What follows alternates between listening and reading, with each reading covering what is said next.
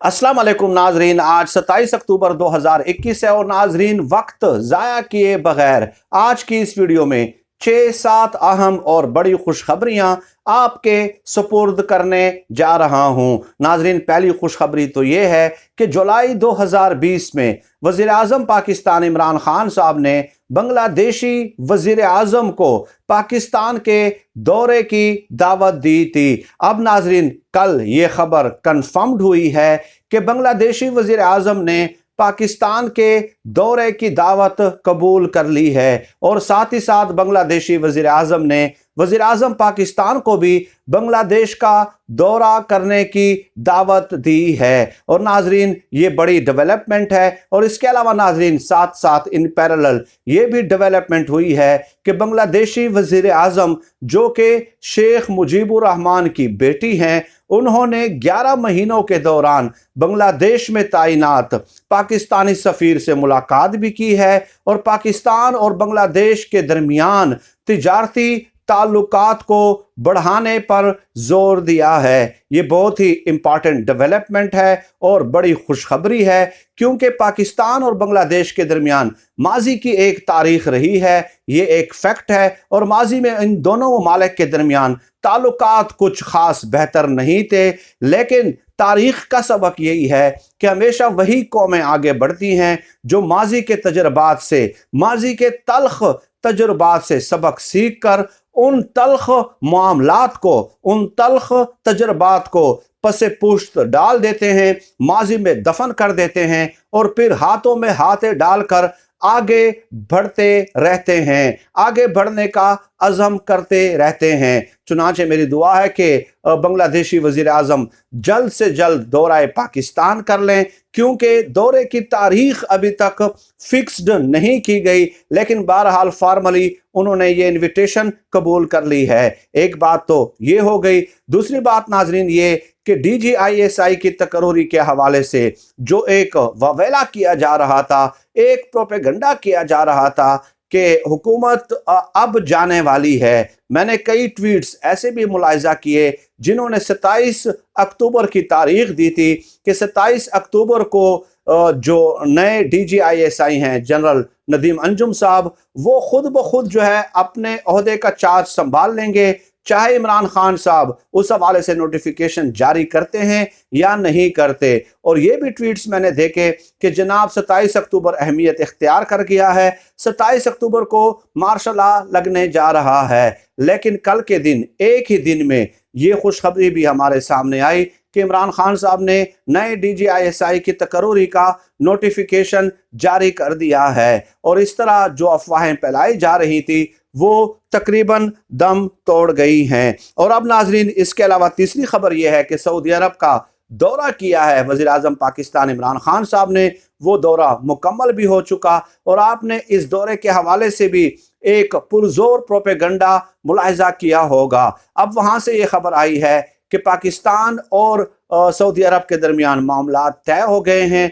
1.5 अरब dollar deferred payment पे हमें oil दिया जाएगा पर एनम। हर साल 1.5 अरब डॉलर का ऑयल प्रोवाइड करेगा हमें सऊदी अरब, और ये खबर भी कल कंफर्म हुई है। इस तरह कल के दिन ये 3 खुशखबरियां हो जाती हैं। और चौथी खुशखबरी नाजरीन ये है कि पाकिस्तान ने इस साल के आखिर में तकरीबन 10 अरब डॉलर कर्जों के किस्त की अदायगी करनी है और डेफिनेटली इससे पाकिस्तान के ज़र मुबादला के ज़खायर में कमी होगी। चुनांचे उसका हल पाकिस्तान ने ये निकाला है, बल्कि सऊदी अरब जो है इस मुश्किल में एक बार फिर उसने 2 कदम आगे बढ़ाए हैं और पाकिस्तान को यकीन दहानी कराई है कि 5 अरब डॉलर जो हैं वो पाकिस्तानी बैंकों में रखे जाएंगे। और ये इसलिए नाजरीन किया गया है कि पाकिस्तान की ये प्लानिंग है, ये हिकमत अमली है कि जब हम 10 अरब डॉलर कर्जों के किस्त की अदायगी करेंगे तो हमारे जो ज़र मुबादला के ज़खायर हैं वो 20 अरब डॉलर से कहीं नीचे ना आ जाएं। चुनांचे अगर सऊदी अरब 5 अरब डॉलर पाकिस्तानी बैंकों में रख देता है, स्टेट बैंक में रख देता है, तो डेफिनेटली उससे पाकिस्तान के ज़र मुबादला के ज़खायर जो हैं वो 20 अरब डॉलर से नीचे नहीं आएंगे। और इसके अलावा नाजरीन, कल ही ये खबर कंफर्म हुई कि IMF के साथ पाकिस्तान के मामला जो हैं तकरीबन तय हो गए हैं, तकरीबन तय हो गए हैं। और इससे डेफिनेटली माशी बेयकीनी जो थी कुछ दिनों से, उसका खात्मा हो जाएगा। डॉलर के रेट के ऊपर भी इसका असर डेफिनेटली पड़ेगा। IMF से कर्जा लेने का फायदा ये होता है कि दीगर जो इंटरनेशनल जो ऑर्गेनाइजेशंस या इदारे होते हैं, तो वो भी आपको फिर जो है वो कर्जे देते रहते हैं। और इसके अलावा नाजरीन, एक खबर ये जिस पे मैंने कल वीडियो भी की थी और असद उमर साहब ने उस हवाले से ट्वीट किया था कि घी की कीमतों में 40 से 45 रुपए फी किलो जो है वो कमी आ जाएगी। और उसके लिए हुकूमत ने हल ये निकाला है कि घी के ऊपर, ऑयल और घी के ऊपर जो हम बाहर से इंपोर्ट करते हैं, 17% हम सेल्स टैक्स वसूल करते हैं, 17% सेल टैक्स वसूल किया जाता है। तो अब वो सेल्स टैक्स जो है 50% कम किया गया है, 8.5% तक लाया गया है। और इसके अलावा जो कस्टम ड्यूटी होती है वो फी टन के हिसाब से 10,000 वसूल की जाती है, उसमें भी 50% कमी की गई है और वो भी अब 5,000 कर दिया गया है। इसके अलावा जो एडिशनल कस्टम ड्यूटी होती है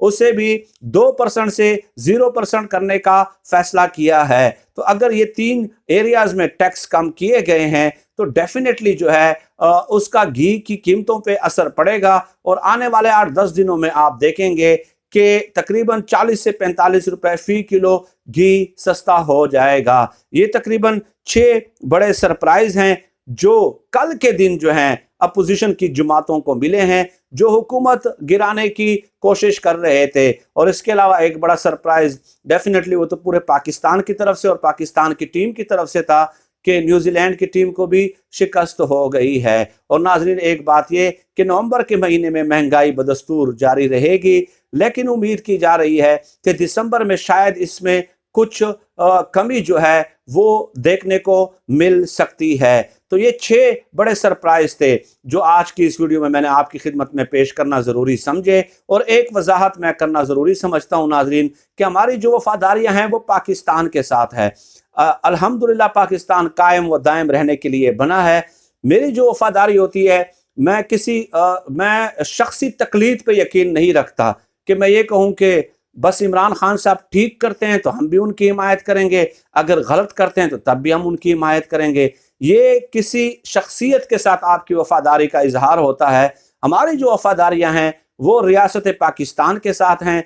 कोई भी हुकूमत पाकिस्तान की जो अच्छे काम करेगी हम उसे पोर्ट्रे करेंगे, अपनी वीडियोस में उन खिदमात को सराहेंगे।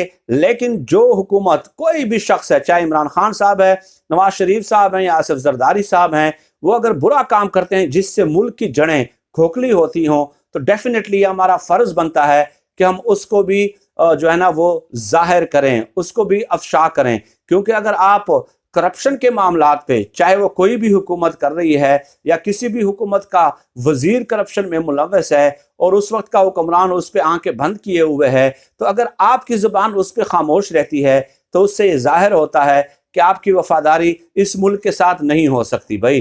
क्योंकि करप्शन करप्शन है, चाहे किसी भी हुक्मरान के दौरे इख्तिदार में हो, तो वो मुल्क की जड़ें खोखली करने के मुतरादिफ हैं। इसलिए आने वाले वीडियोस में चंद करप्शन स्कैंडल्स इस हुकूमत के भी मुझे मालूम हो चुके हैं। एक लूट मार का जो बाजार गर्म किया हुआ है, खुसूसन यहाँ पे DA खान में मुझे बहुत सारी बातें मालूम हुई हैं, तो वो भी मैं एक्सपोज करूँगा इंशाअल्लाह ताला। क्योंकि अल्लाह पाक ने जो हमें ये ज़बान दी है, इसके ज़रिए अगर हम अपनी ताकत के साथ नहीं रोक सकते तो इस ज़बान के ज़रिए हम एक्सपोज कर सकते हैं कि किस तरह करप्शन पे पर्दा डाला जा रहा है। फिल वक्त नाज़रीन, आज की इस वीडियो में इतना ही। पाकिस्तान जिंदाबाद। अल्लाह हाफिज़।